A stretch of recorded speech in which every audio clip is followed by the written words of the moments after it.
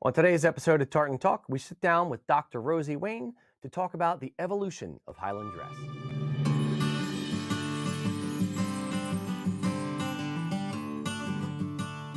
Today I'm sitting down with Dr. Rosie Waine. She is the William Grant Foundation Research Fellow at the National Museum of Scotland.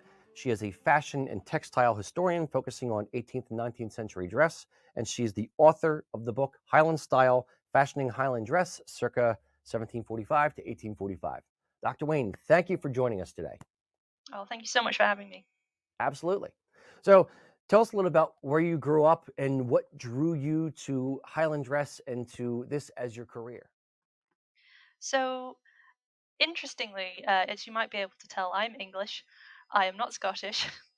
Every time I talk to somebody about my profession and my specialization in tartan and Highland dress, is what you don't sound like someone that would be studying this.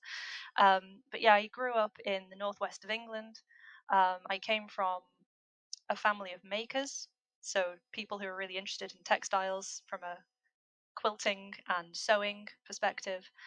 So I always grew up with an interest in clothing and textiles. How did you find your passion within it? You grew up in a family of people who were makers and textile, weavers and whatnot. But how did you come into it? Were you involved in making things yourself as well, or did you just find the research and the historical aspect of it the most interesting? So I grew up in a family of makers, so people who are really interested in clothing, textiles, in particular quilting and sewing. And I was always sort of interested in that, but I was never particularly good at sewing myself. But when I went to university and I started to study fine art and history, I was really interested in the history of the making of textiles and the making of clothing and fashion. And as I moved through university, doing a BA in history, an MA in 18th century history, and then a PhD looking at particularly the history of textiles and fashion, it just sort of naturally grew and grew and grew. And my thesis looked in particular at how people in Scotland and in America have used textiles and clothing as an expression of their political identity and their patriotic identity, um, including the Jacobites in Scotland and their use of tartan and Highland dress. And then at the end of my PhD in 2018, a job came up at the National Museum of Scotland, which was a research fellowship to look in depth at the tartan and Highland dress collection that the museum has. So it was perfect timing, really. I finished my PhD and just fell into a job that was my specialism, and I've been doing that for nearly 5 years now, Nice. and that's so rare. It's so rare for people in my position, PhD students who have been specializing in something for so long, to just get to do that as a living. Usually, you get sent off to just do a lectureship in something that's tangentially related. But no, it's been an absolute joy to work with the collection over the last 5 years. Yeah, I was gonna say it sounds a dream job for you. B, it sounds highly unlikely that it happens to many academics in that you just happen into the exact right job at the exact right time. That's brilliant. So tell us a bit about your project with the National Museum and what you've done with the book. So my project started at the museum in 2018. It initially was a 2-year project running from 2018 to 2020 to do a full reassessment of our tartan and Highland dress holdings at the museum, um, which has a history going back to the founding of the museum in the 1780s. So it's a lot of stuff. it's um, it's a lot of tartan. It's a lot of Highland dress garments, as well as things like weaponry and accoutrements. We also have things like prints, paintings, the documents that belonged to tartan manufacturers, such as Messrs. Wilson of Bannockburn, as I'm sure many of your listeners and watchers will be aware of. Um, and that 2 years ended up spiraling into a bigger project, um, because that 2 years it really showed the museum the quality and the diversity of the material that we hold, and convinced our funders, the William Grant Foundation, that there could be a book in it. And so the next phase of the project from 2020 to 2022 was researching and writing Highland Style. Um, and that really was an absolute joy to do, because I had been working very closely with this material, but I hadn't really had the opportunity to sit down and gather all my thoughts about it together into one volume. Also, from a public perspective, getting that research out there is really great, because obviously we want people to come to the museum and be able to use our objects for their own research, and they can't do that if they don't know what's there. So the project's been really beneficial in that way.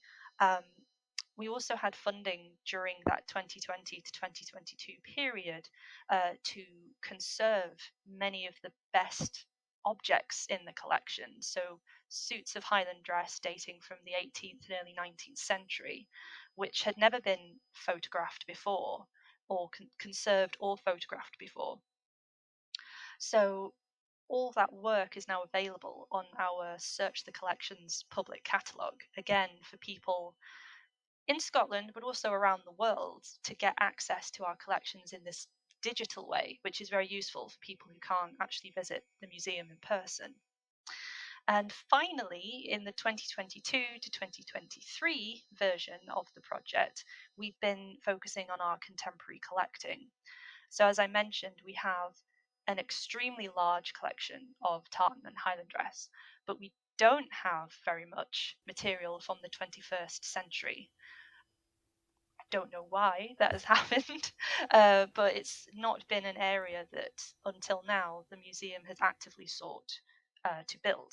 So we were given, again, more funding from the William Grant Foundation to start going out and acquiring what's happening in Highland dress and tartan today, so that we can record that for future generations of scholars who'll come to the museum and want to know, hey, what was going on in Highland dress in the early 21st century? Did it Yeah. just stay the same, or did it start changing? It's it's a weird it's a weird thought. I kind of liken it to doing your family genealogy, your family history. You have to think of it before your grandparents and your parents die in order to get the most accurate data versus trying to figure it out yourself.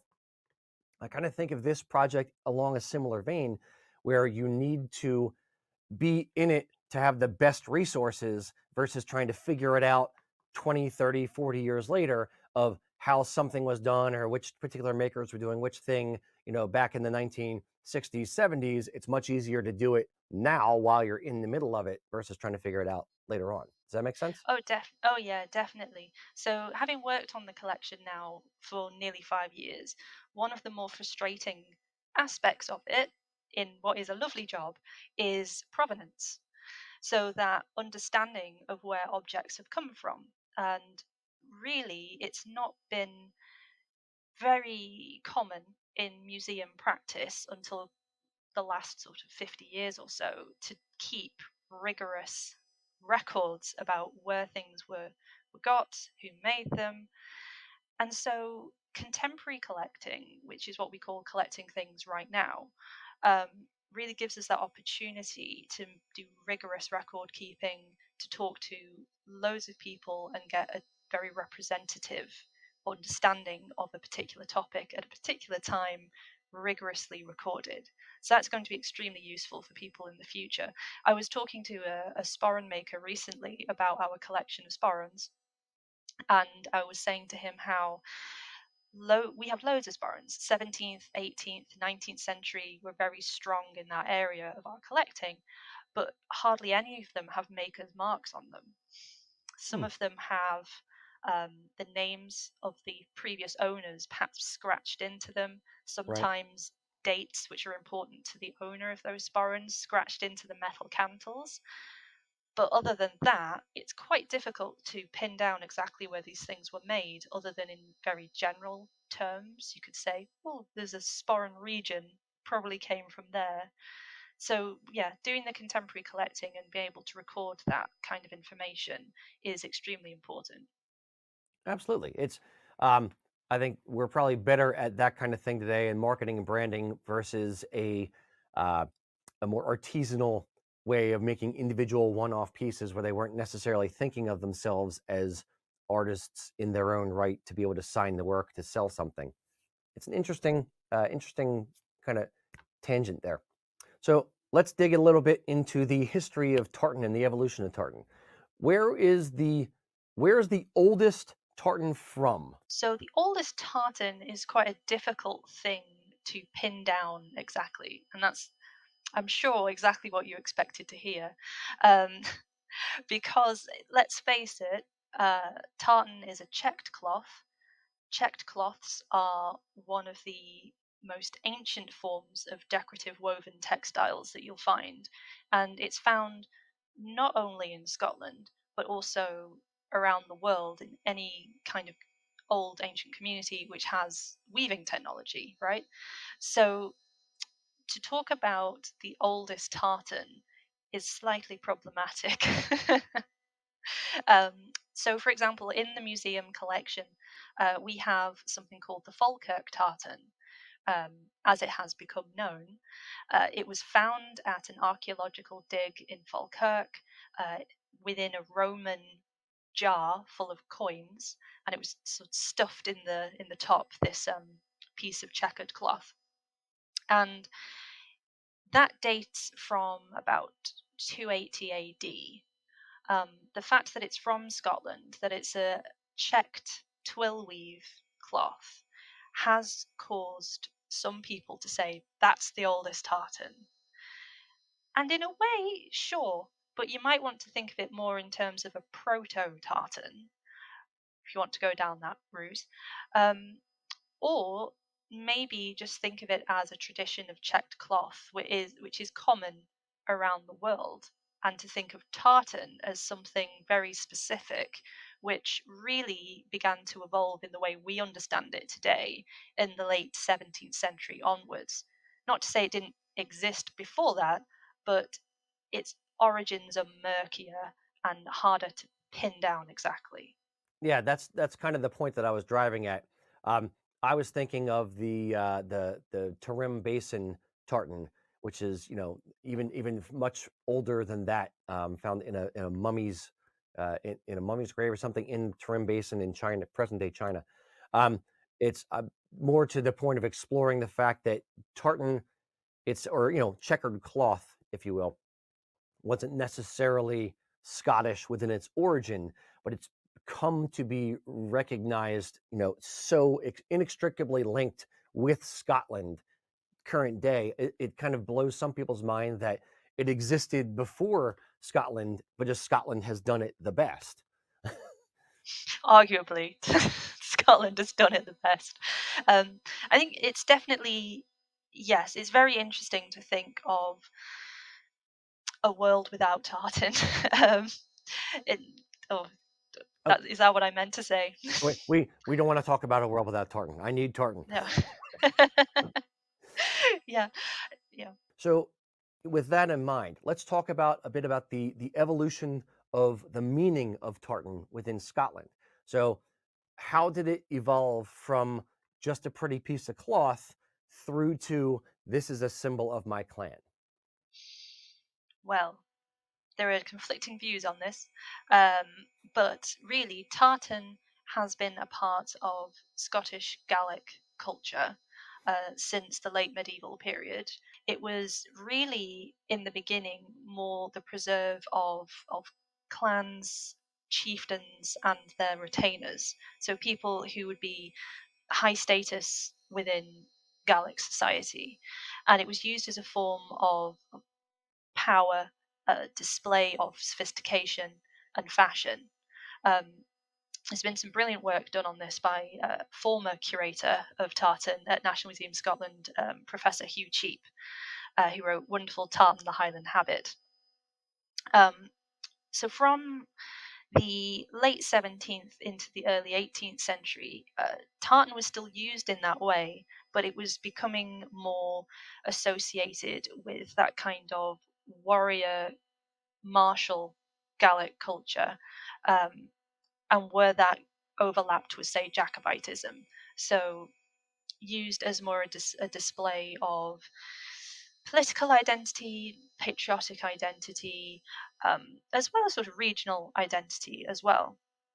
The Jacobite rebellion in particular of 1745 to 46 and the subsequent ban on Highland dress, not tartan, after the Jacobite rising led to a period of tartan and Highland dress and its links to identity being sort of lost in the winds of time for a little bit.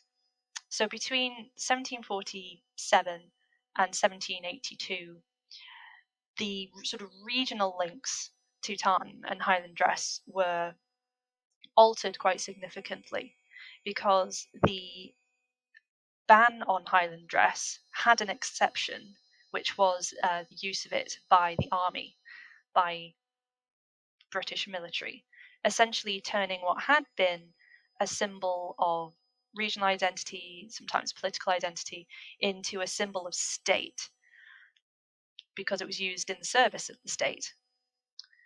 In the 1780s, there was a revival of tartan and Highland dress as more a form of familial clan identity when the ban on Highland dress was lifted in 1782.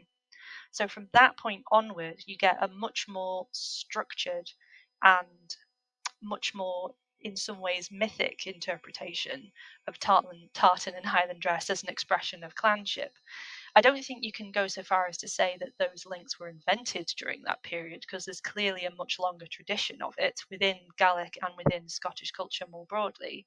But it's really from the late 18th century onwards when you get that clan identity associated with tartan and Highland dress as we would understand it today and recognise today.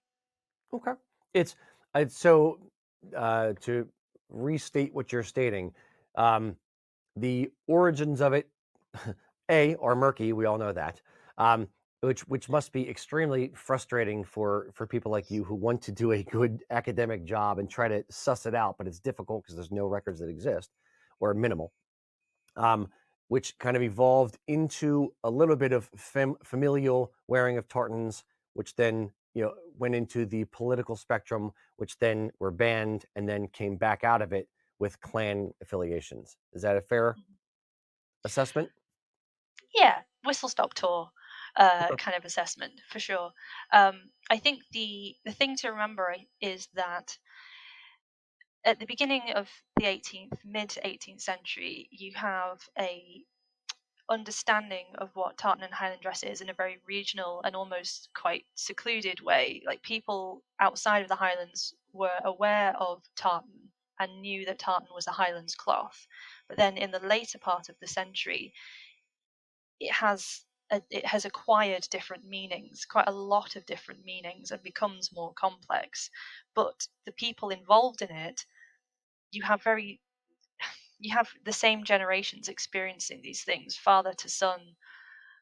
So it's all within living memory for these people. So to say that it's invented out of nothing and these traditions come from nothing is, I think, a misunderstanding of that chronology. Yeah, it's a disservice to it and what the actual A meaning little, was. yeah, a little bit. Yeah, Yeah, I think some interpretations have been overly simplistic. fair. So let's dig into the Jacobite rebellion a little bit. What role did tartan play as a symbol of politics within that kind of time period?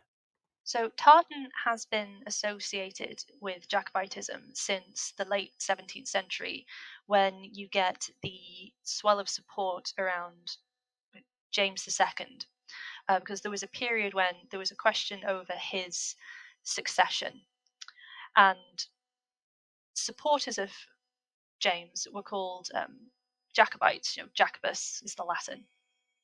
And because he was descended from the Stuart line of Scottish kings, symbols of Scotland, such as tartan, which was seen as regionally specific to Scotland, were picked up as elements that could be worn to show that political support for him as the rightful heir to the throne. And then you get into that period of the late 17th, early 18th century when you have a lot of infighting going on about who should be on the throne of what would become Great Britain. And the Stuart succession did not become that succession. So then you get this whole movement, the Jacobite movement, which is rooted in that support of that original support of James and of the Stuart line of succession, of that Scottish root, just becoming associated with all of these symbols over a long period of time. So you have successive Jacobite rebellions. Some say like 4 or 5, depends what you count as a fully fledged rebellion, between what we would call the Glorious Revolution of like 1688 up until the last Jacobite rising of 1745 to 6, where tartan is periodically arising as a symbol of support, just over and over again. The last Jacobite rising of 1745 to 6 is where it was the most prominent. And I can go into many reasons for why that is, but at the heart of it, what you have is the Jacobite court or the Stuart court, which at that point was based in Italy, trying to reassert their British identities. And at that point, after the Union of 1707, Scotland is a part of Britain. And so they were trying to exert a Scottish sense of Britishness by adopting things like Highland dress at the court in Rome, like Bonnie Prince Charlie wearing suits of Highland dress to go to a ball in Rome in 1743, I think it is. And then once the Rising happens, they bring that sense of wanting to express the Scoto-British identity, is what it's commonly called, to the campaign, so that they can show people that, sure, we have been away from Britain for decades. We, Bonnie Prince Charlie was not born in Scotland, so he wanted to show, like, I have been away for a long time. I've never set foot on this shore before, but I do have a common root with you, and that is my Scottish heritage. And the way he would show that most publicly was through wearing tartan and Highland dress. And his Scottish supporters were the most visible aspect of that, because they followed suit. It became the most visible aspect of it because perhaps the Jacobite rising of 1745 to 6 was the only one that actually made inroads into England. So previous ones hadn't. They'd been up in Scotland, the rest of the country weren't as involved in them. But with the last rising, they got as far as Derby, turned back. And so you have reports of soldiers, Jacobite soldiers, wearing tartan and Highland dress in places like Manchester, being seen and feared for wearing what was a martial costume on the streets in England. So it becomes a more present, visible threat. And so all of the satire, for instance, that you get around that period, like prints, newspaper articles, they're all honing in on tartan Highland dress as, oh, the scary Highlanders are coming. And then they lost, and it continued to be used as a symbol of rebellion. It was seen as a symbol of rebellion and of potential danger. And it eventually, I would say, did lose those associations into the late 18th century, particularly with the adoption of Highland dress by the British military, which did a lot to rehabilitate it. But you would always get that lingering sense of, oh, within living memory, Jacobites wore that. Jacobites wore that, and it was scary, and it nearly uprooted the entire country. So with the Act of Prescriptions in 1746, there was a 36-year period where it was straight outlawed. How did that, and you've spoken about the exception that they gave essentially to the military. How did the outlaw of Highland dress affect Highland dress, as well as how did it affect tartan? I know tartan wasn't outlawed, but how did the whole thing get affected by the Act of Prescription? So, another topic which causes debate. There are a few schools of thought on this. I'm of the opinion that the Act of Prescription came into effect very shortly after the rebellion failed in spring summer of 1746, and the wording of the act was quite detailed in terms of what they believed Highland dress to be. So it applied to the dress, it applied to accoutrements associated with the dress, and there was some ambiguity as to whether it applied to tartan fabric itself.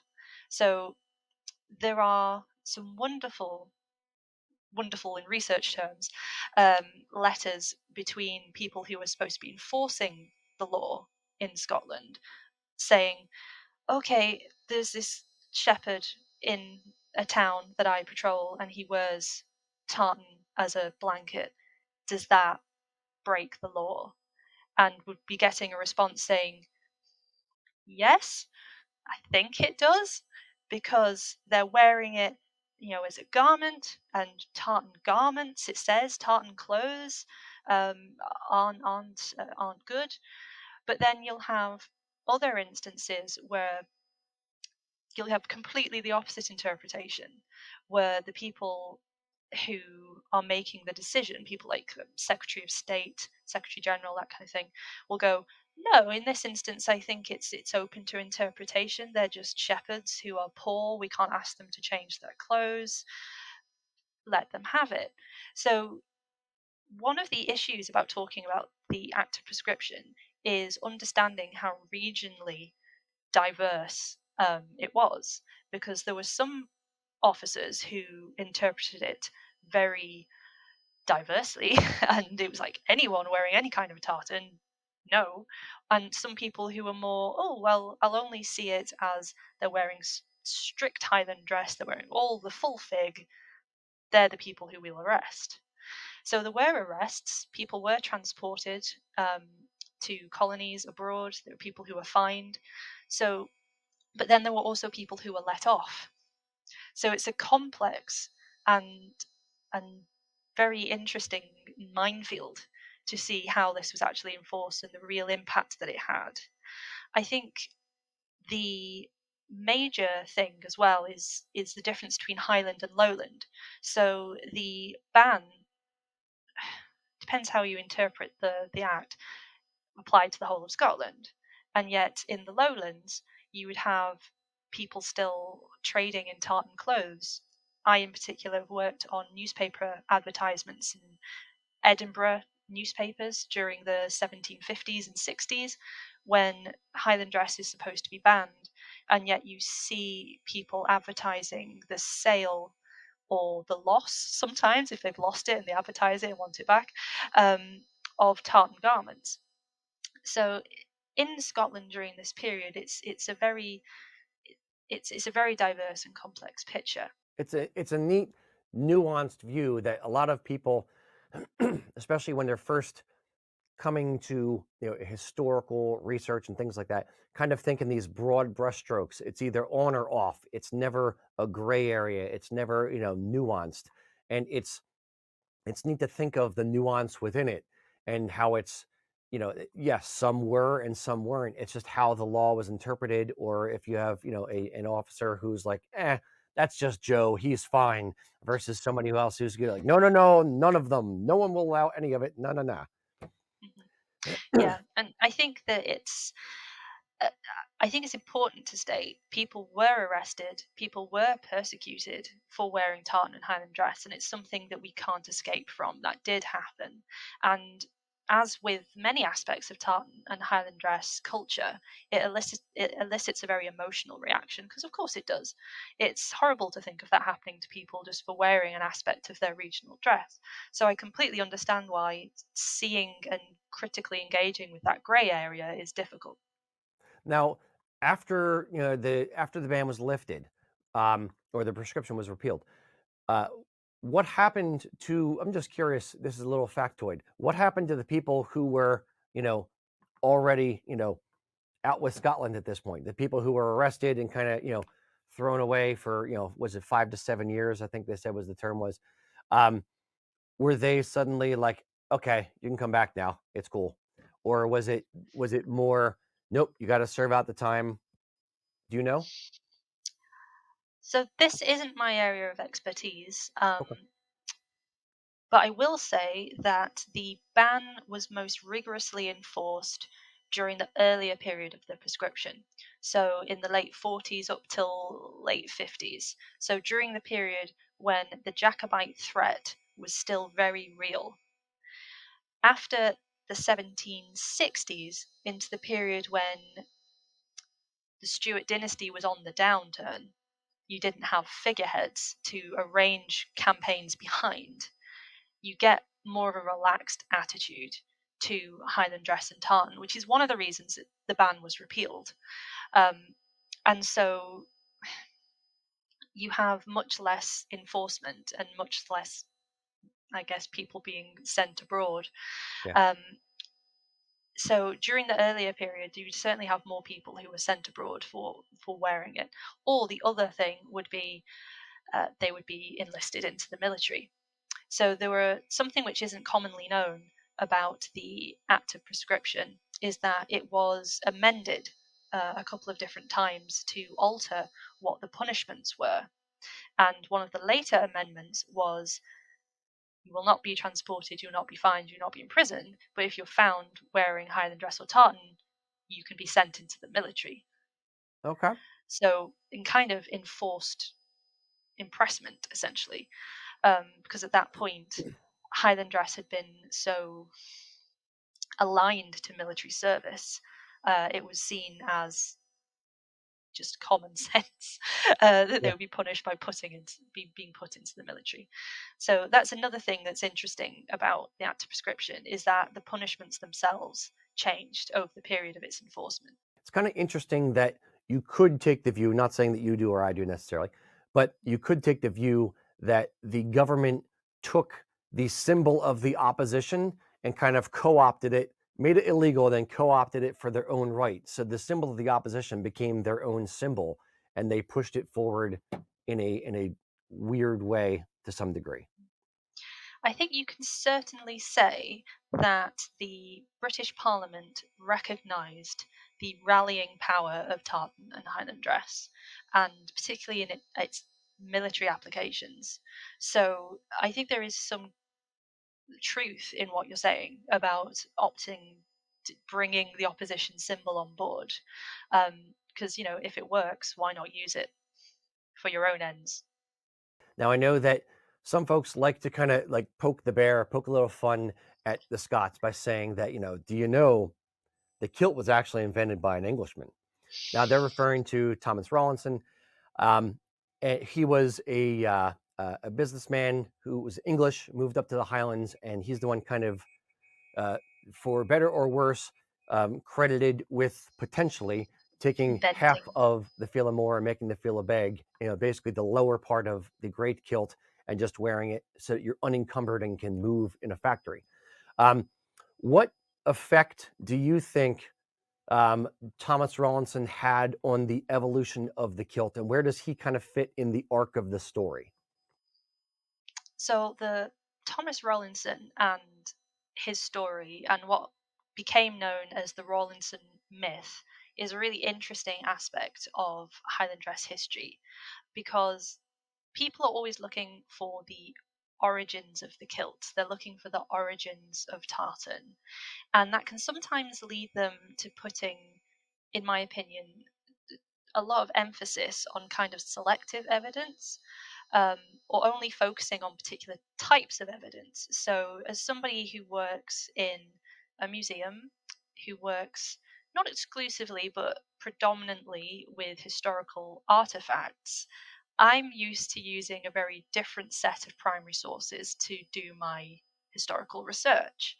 So, that's very different to say the authors who were writing in the late 19th or 20th century and who were really digging into the Rollinson story and the Rollinson myth, who would mainly be using text-based sources, primary sources of archival manuscripts or newspaper debates, which is where the story of Rollinson came from. It came from a 1785 article that was recounting the story, allegedly by somebody who knew Rollinson back in the day.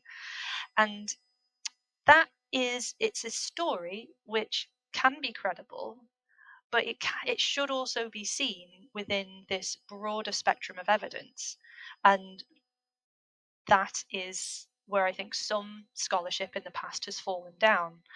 But it's a very persuasive story, isn't it? It's got an interesting character. It's got an interesting sort of oof about it, and that's fine. I think you can say that it's part of the evolution, a very natural evolution that was going on in Scotland without his help.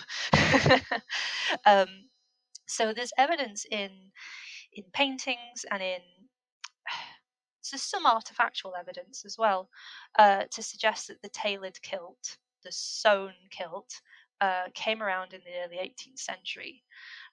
He was doing what he was doing in the 1730s, so he's a part of it. Um, it's very difficult to find objects which are from that period which support that story, because textiles and costume, as I go into in my book, are a very delicate form of primary source. So textiles and costume degrade. They get used over and over again, they fall to pieces. So in our collection, the earliest example of a tailored kilt we have is from the 1790s. Now, that doesn't mean that tailored kilts didn't exist before then, but in terms of object evidence, that's kind of as early as we can go. But you can use other pieces of evidence to construct a story. It's a long and complex process. So I would say, don't pick on one story and say that's the be all and end all, is what I'm trying to say. Yeah, the other thing I find interesting about it is that people tend to overlook when you're looking at writing in general, to some degree, is the motivation of the writer. And if there is a political reason or an angle or an agenda that they are trying to push, then that is going to inform the story. And then if it just gets accepted blindly without any kind of criticism or any kind of critical analytics, it just becomes fact where it may not actually have been that way. I would totally agree with you about that. So one of my biggest bugbears in the history of Highland Dress is an article that was published in the 1980s by a guy called Hugh Trevor Roper. It was about the invention of Highland traditions. There is a lot to be said about invented traditions as a form of scholarship, because they definitely exist. Invented traditions do. But his thesis around the invention of Highland traditions was extremely coloured by his political opinions and his dislike of Gallic culture, essentially. And yet, it became a sensational piece of academic writing and informed a lot of scholarship that came after it. And there was a majority, particularly within Scottish cultural studies, Gaelic studies of the 1990s and early 2000s, which were pushing back against him and saying, your evidence is really selective, you've ignored Gaelic perspectives and voices, you're just coming at this from a very English and kind of anti-Scottish perspective and not approaching it with sufficient nuance. And yet his article is still one of the most widely cited pieces of academic literature on the subject. It really gets to me. I completely understand. It is a difficult one to square when you're trying to be as accurate as possible, and where people don't recognize their own biases in approaching a particular topic, which we all have. It's just part of human nature. We're coming from a particular angle, but when that's not explored as part of the equation, it does a disservice to history. Yeah, and I'm very glad to say that there has been a push over the last, particularly 2 decades, to discredit the invention of tradition argument around Highland dress and to take a more, what you might call, living tradition approach to it, which recognizes the nuance of human experience in the history of Highland dress and doesn't take such a narrow and selective approach to it. Speaking of inventing traditions, the most prominent figure in codifying Highland dress is probably Sir Walter Scott. So talk to me a bit about why his efforts were so important and how he achieved the efforts. So Walter Scott is seen as one of the most influential figures in modern Highland dress culture, largely because of his literary efforts with things like Waverley, so his historical novels, his historical research into Scottish antiquaries, but mainly because of his role in the 1822 visit of George IV to Edinburgh, which he co-stage managed with Colonel David Stewart of Garth, who was a major figure in Highland societies of the period and patriotic Scottish societies. Um, so George IV was a huge fan of Sir Walter Scott. He loved Waverley, he loved Rob Roy, all that kind of stuff. Um, and so when it was decided that he should visit Edinburgh and make a big patriotic spectacle of his new dynasty, monarchy, reign, that's the word I'm looking for, Sir Walter Scott was seen as the perfect choice to really roll the red carpet out. And the way that they decided to do that was to go full pageantry tartan, because at that period, clan tartans had become popular, had become fashionable, and the mythology of clan tartans was more widely known, more prominently seen in literature and culture of the age. So it found its way in to a national event, and it caused controversy even at the time because it was based in a lowland city where there wasn't a huge Highland um, Contingent. contingent. That's the word I'm looking for. Yes, not a huge Highland contingent, naturally. Um, so there was complaints that Scott had tartanized the lowlands by inviting Highland chiefs and Scottish nobility to welcome the king in full tartan regalia. And it made a huge spectacle and made a kind of it made national news, international news, and really put tartan on the national stage as a national costume. So up until that point, it had been seen as, oh, it's a regional costume, it's a military costume. It has all of these different associations with Scotland and with Scottish culture and Highland culture in particular. But in that moment, in that 1822 extravaganza of tartan and Highland dress and clanship on like the full flow and full stage in Edinburgh, it became what you would think of as a national costume, an emblem of Scotland. And it never really changed from that point. I think people credit Queen Victoria with making Highland dress what we think of today. And in a way, that's true, but really, she was reacting to that 1822 explosion of tartanry, which Scott was quite a large part of making. But I think Scott is perhaps given slightly too much credit. He himself was reacting to his own culture at the time. Like he was reacting to the popularity of clan tartans, to the fashionability of Highland culture that he had a hand in making, but he wasn't the only one doing it. So he was a product of his own time. So it's again coming back to that question of nuancing the story a little bit and thinking about Scott, but also about his wider network of people that he was involved with and was influenced by. Do you think that he saw that as what would be his legacy, or his writings more, or his preservation of Gaelic culture, or tartan? I think he got flack for what happened with 1822. He was in the middle of the controversy surrounding it. Like people said, Scott has turned us into a nation of Highlanders. So I can only imagine that that can't have been a nice feeling.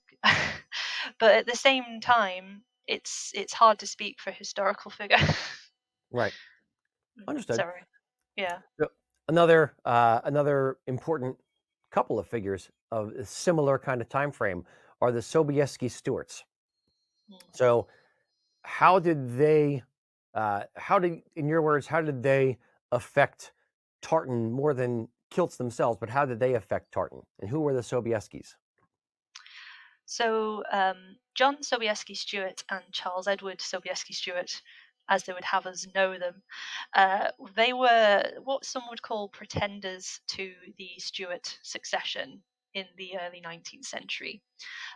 They put it about that they were directly descended from Bonnie Prince Charlie, not verified. And they were quite popular figures in Scottish culture during the 1820s and 1810s. They made inroads with Scottish nobility and Highland nobility and really made a name for themselves as being the people you want at your party as interesting oddities. But they did do a lot of good research into the history of Highland dress. However, they did also do some less good research, perhaps a bit fraudulent research into the history of tartan. They So filled in some of they, the gaps. They just filled in the gaps. yeah, It's fine. yeah. Like I kind of like the Sobieski Stewarts, despite the bad rep that they get. Um, So they were behind the Vestiarium Scoticum, which is a controversial book in the history of tartan because it's seen as being a fabrication. So they claimed that it was based on a 16th century manuscript that they had discovered and which gave descriptions of tartans for all of the clans and even some lowland families.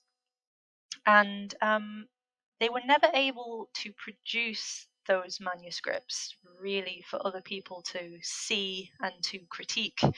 And going back to Sir Walter Scott, he yeah, he wasn't impressed with them at all. He actually, just if you don't mind my reading a quote that he wrote about them to um, one of their supporters, Sir Thomas Dick Lauder. He wrote to Sir Walter Scott in 1829 saying, like, oh, the Sobieski Stewarts, they've shown me this wonderful manuscript and it tells all about the history of tartan and it's amazing and it shows that clan tartans were like a late medieval thing. Oh. And Sir Walter Scott said that they were young men of talent, uh, great accomplishments, enthusiasm for Scottish manners, and an exaggerating imagination which possibly deceives even themselves. So, he didn't think that their work was credible, and he saw them as being um, eccentric. But I think that the whether or not the Vestiarium Scoticum is real or not is kind of it's a debate for the ages, and I know there's been a lot of work recently done by other scholars in this area to try and not verify the Vestiarium Scoticum, but to sort of diversify the discussion around it and perhaps make it a little bit more critical. But I think the fraud story around the Sobieski Stewarts has kind of eclipsed the other good work that they were doing. So, for instance, their second publication, The Costume of the Clans, which was published in 1845, it also has its mythologies and its inaccuracies and all of that, but its illustrations are really fantastic for showing like they were based on things like old paintings on old descriptions, so they weren't fabricated from nothing. They were based on research that they had done, and there are stories I know about how the Sobieskis were going to like the British Library and they'd be recognized by their pencils with little crowns on doing their research in manuscripts. So in a way they were serious scholars. It's they're remembered for being these fraudsters. And what I would really like to see is a more critical assessment of their whole oeuvre, all the work that they did, and to revisit them. Agreed.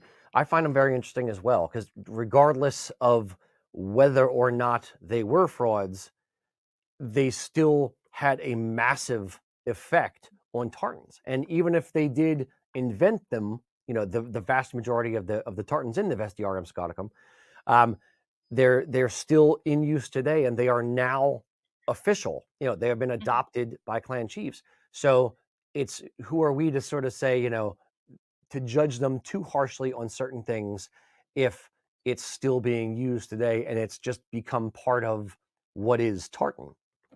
Yeah, they have definitely become part of the tradition of modern tartan, and you can't just throw them away because you don't like what they did.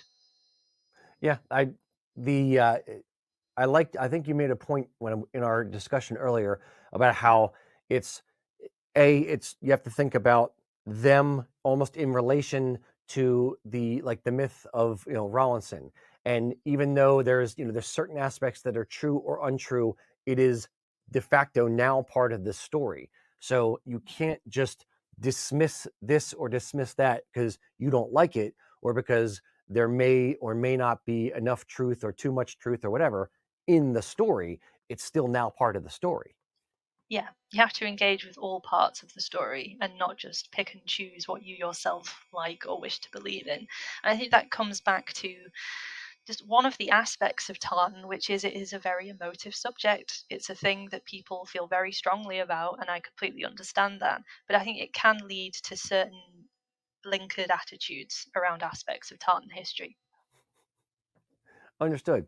Now, another key entity, I'll say, of the same time period is Wilson's of Bannockburn. So, as a mill, how did their actions affect Highland wear and affect tartan at that time? So, Wilsons of Bannockburn were one of the largest tartan manufacturers in Scotland during the 18th and 19th century, particularly early 19th century. Um, they were based in Bannockburn, Stirlingshire, from 1750s onward. They were very influential for a number of reasons. During the 18th century, in particular, they were a huge supplier of military tartans, so clothing the Scottish regiments. And from the very late 18th century onwards, they were at the heart of the creation of clan tartans and family tartans. Um, Again, it comes back to that invention of tradition argument we've been talking about this whole time, but they have often been credited as the creators of Clan Tartan in almost a um, commercial money grubbing kind of way. Uh, to like, oh, they just invented stuff so they could sell stuff, and it's all hokum. And yeah, it was again a bit more complicated than that. So at the National Museums of Scotland, we have quite a large archive of letters related to the Wilsons of Bannockburn and the work that they did to create tartans during the 18th and 19th century. We're not the only ones who hold this kind of material. There's also material in the National Library of Scotland, the National Records of Scotland, and also held by the Scottish Tartan Authority, as well as lots of other private collectors, because Wilson's is very collectible. Um, and when you look at archival evidence, what you can see is actually a really interesting collaborative approach between them as manufacturers and their customers during 1780s up until the 1830s, of this collaborative deciding what tartan should be. So asking, for instance, for certain colours and arrangements of colours within the weave, and assigning names, like the customer assigning names, not just the manufacturer assigning names to patterns that were particularly popular in their region or in their families.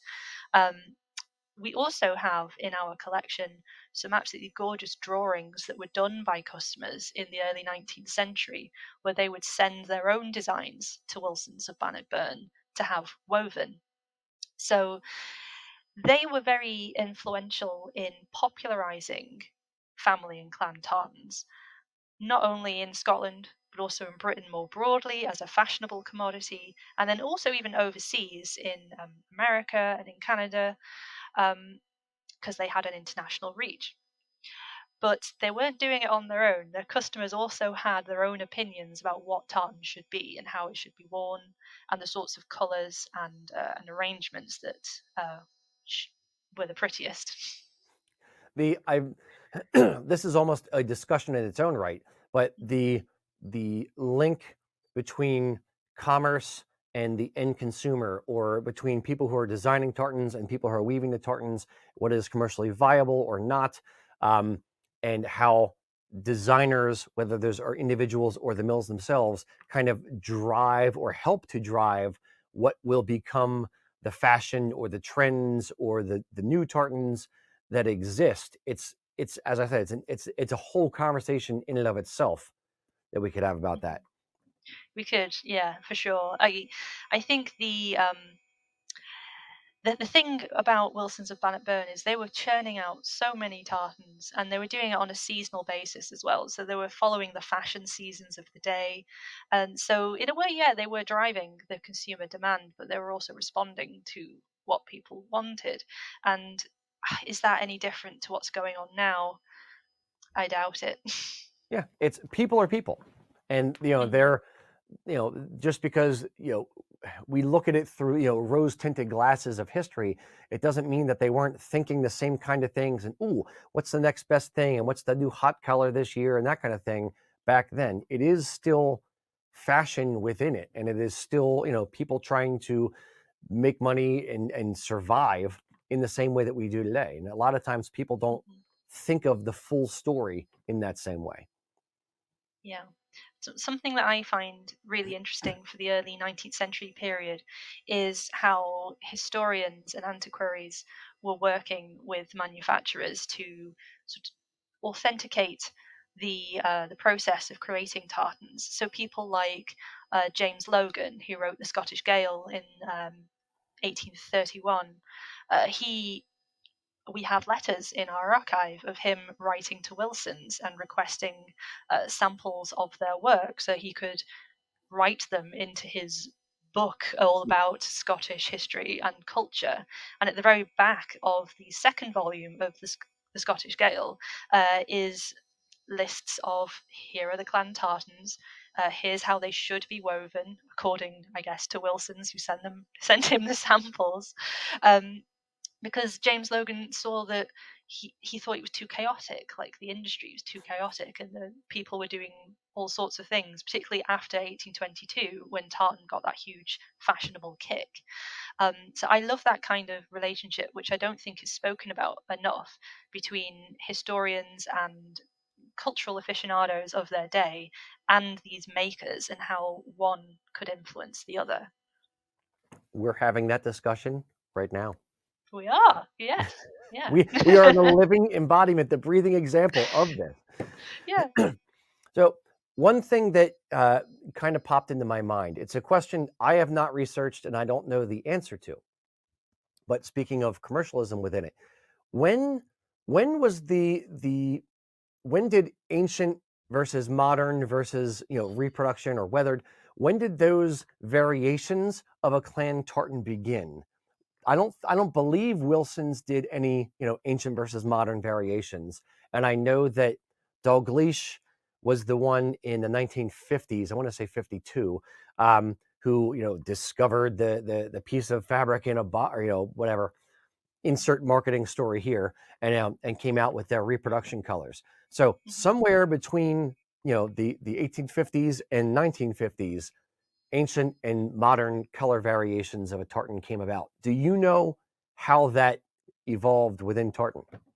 The introduction of variations of, say, ancient, modern, weathered reproduction into tartan manufacturing was definitely more of a 20th century innovation.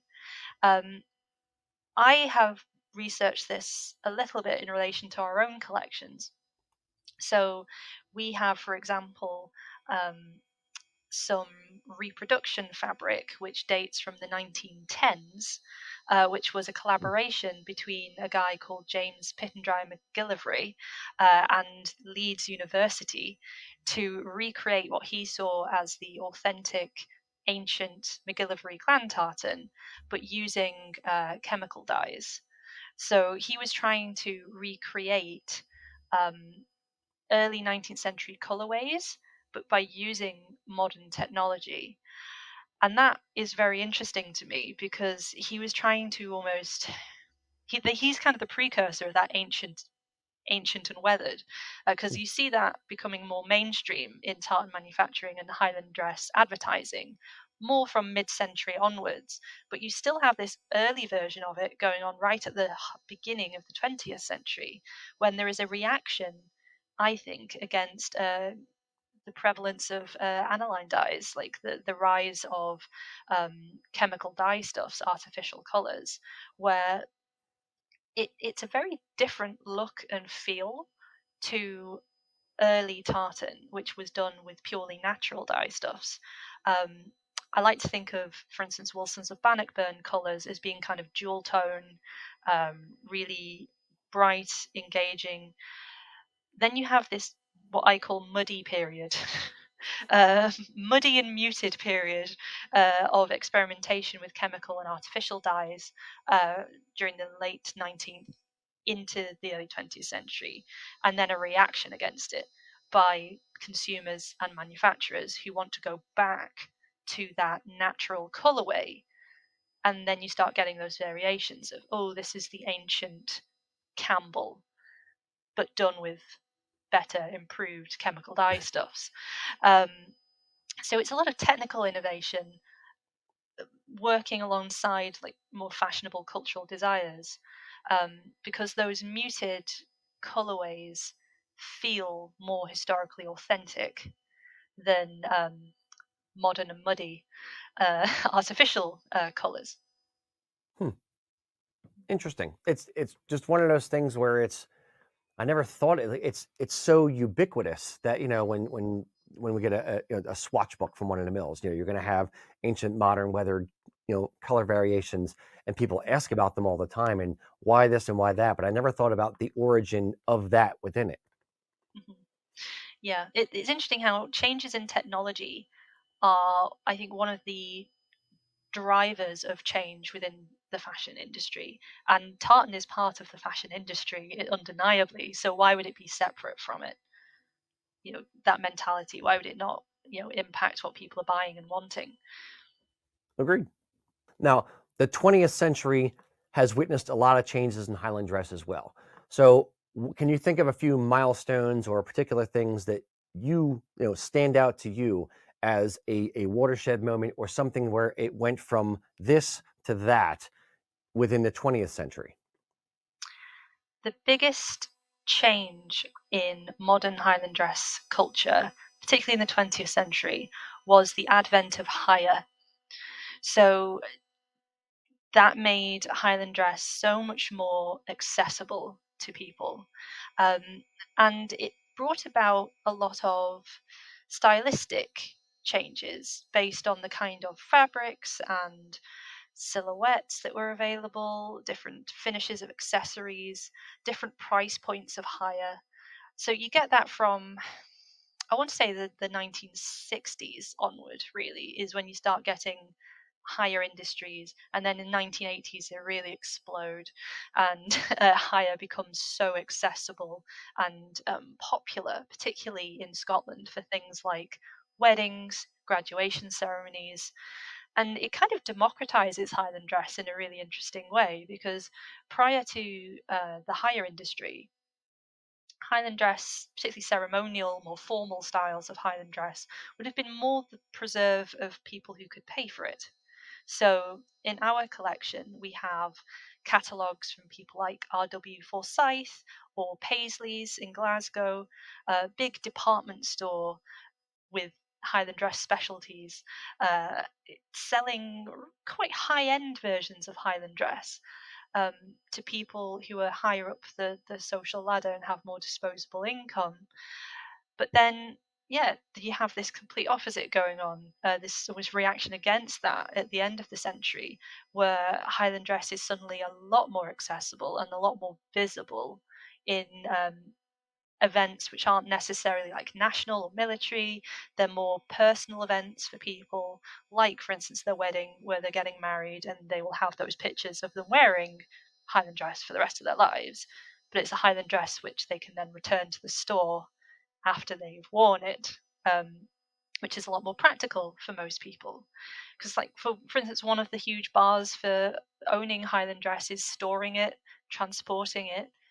If you have a hire service, it's a lot more it's easy, isn't it? It's like you can pick it up one day, return it the other.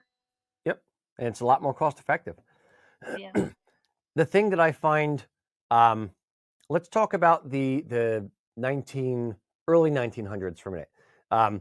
It's the thing that I find uh, fascinating is the codification of that time period from like the early, very, very late 1800s through about 1920 or 1930 of when today you think of, traditional Highland dress. That's kind of the picture that leaps to your mind. It's not King George IV. It is, a guy with a Prince Charlie on and that kind of thing. But that was just kind of invented, as a bastardization of the regimental doublet.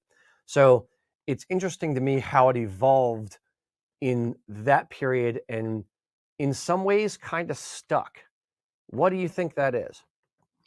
So the is there's a broader question actually here around the influence of the military upon fashion in general.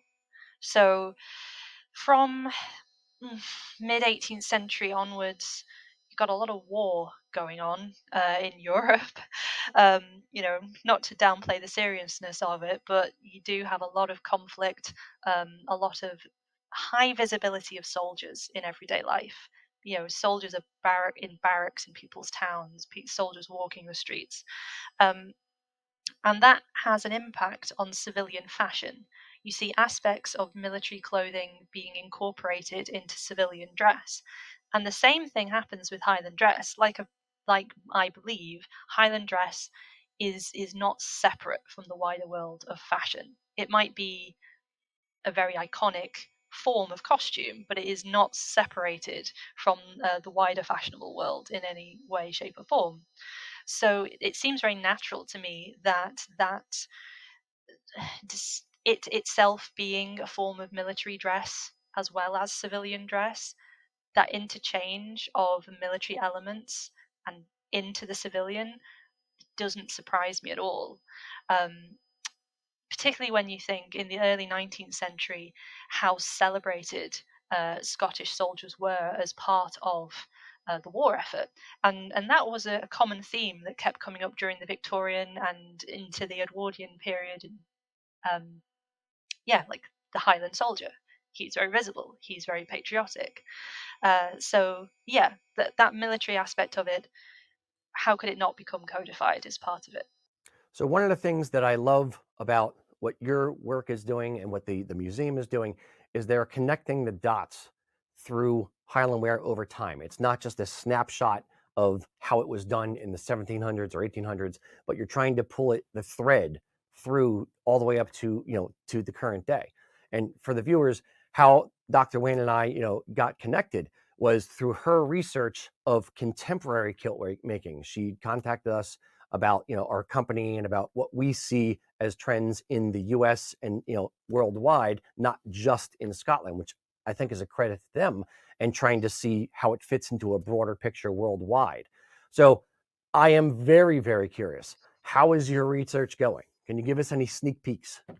So yes, our project is going extremely well at the moment. So as I mentioned earlier, our current project, which has been running for a few months now, is to document contemporary Highland wear, not just within Scotland, but also internationally, and trying to acquire objects for the collection which will build a representative snapshot of what's going on in Highland dress in 2022 to 2023.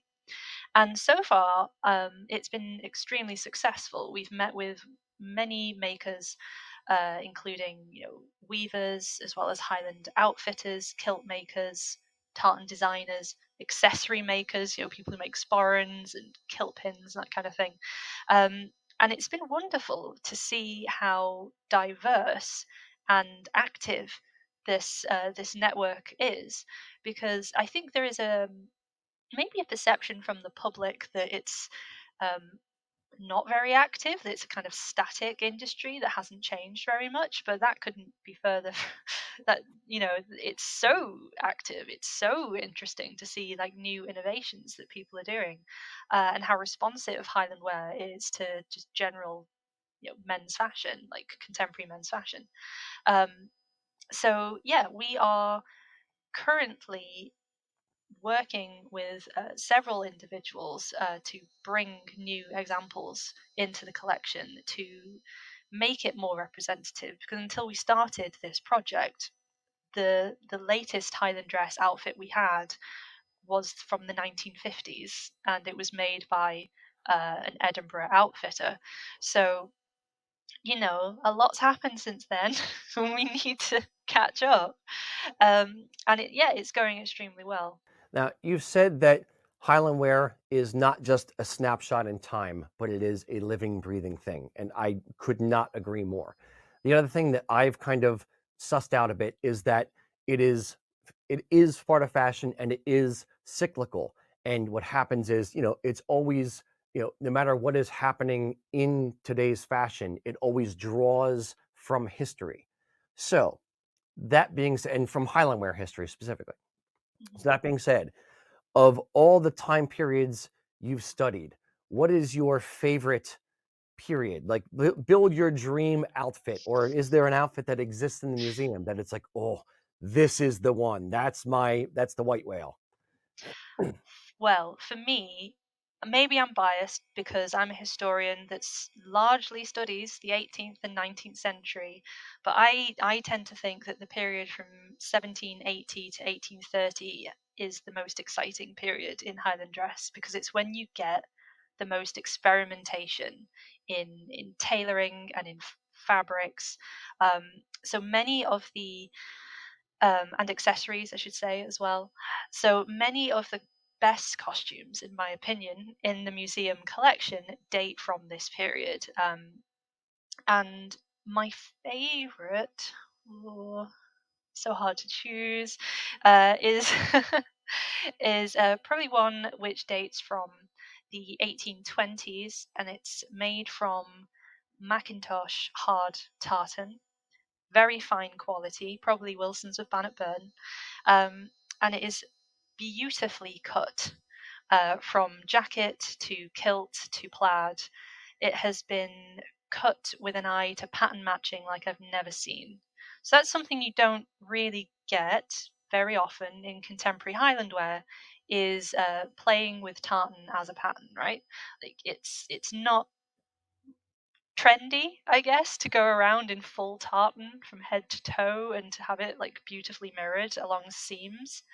But in these, in particular, this jacket and kilt and plaid ensemble from the 1820s, every seam where it joins, you get kaleidoscopic meetings of tartan.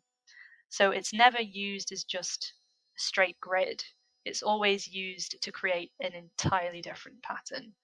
And that is probably why it's my favourite period in Highland dress history. That meeting suddenly of a really interesting gridded pattern with new kinds of men's tailoring, which are very form fitted and structured, and which use a lot of interesting seams, particularly along the back of jackets and sleeves and things. Hmm. I mean, that's interesting with any kind of patterned fabric, but with tartan, it just really sings. I agree. I'm curious if your opinion changes as you get new pieces of contemporary Highland fashion, because I have seen a lot of I've seen a huge uptick in tartan jackets, tartan vests, things like that. People peacocking a bit more, so to speak. So it may be coming back around. Who knows? It may be. I mean, don't get me wrong. Some contemporary Highland wear that I've worked with has been extremely gorgeous and interesting for different reasons other than pattern matching. What I am really interested in contemporary Highland wear is the use of other fabrics other than tartan. So I'm loving the use of tweed and in some cases denim, leather to create interesting kilt shapes. Um, and it's really experimental. Like there are some people who've been working with who use only like secondhand or dead stock fabrics. So I'm trying to make more sustainable forms of Highland wear, which draw upon existing fabrics rather than using newly woven things. So yeah, it's always changing. There's always new innovations, and that's one of the most exciting aspects of studying it. Absolutely. And just a quick plug for your book. If you're looking for a good place to start, Highland Style, This is a wonderful book. Now, if they want to get this book, where can they get it? Well, it's available worldwide, so you can get it on places like Amazon, but I would suggest maybe going to the National Museum of Scotland gift shop page where you can buy it directly from the museum. Well, Dr. Waine, thank you very much for sitting with us. Thank you very much for all of your hard work and everything you do. We all benefit from your work. Oh, thank you so much for having me. I hope you guys found that interview as interesting as I did sitting on the other side of the table from Dr. Waine. She is a very, very knowledgeable lady. Now, the thing I want to know from you, let us know in the comments, who else do you want to see us interview? We've got tons of people to get to, but I want to know who you want us to interview. If you want to see other interviews that we've already done, check out this playlist over here. And if you want some lighter content, we have a whole podcast called Haggis Hunting. Go check out that playlist down there. Thanks, guys.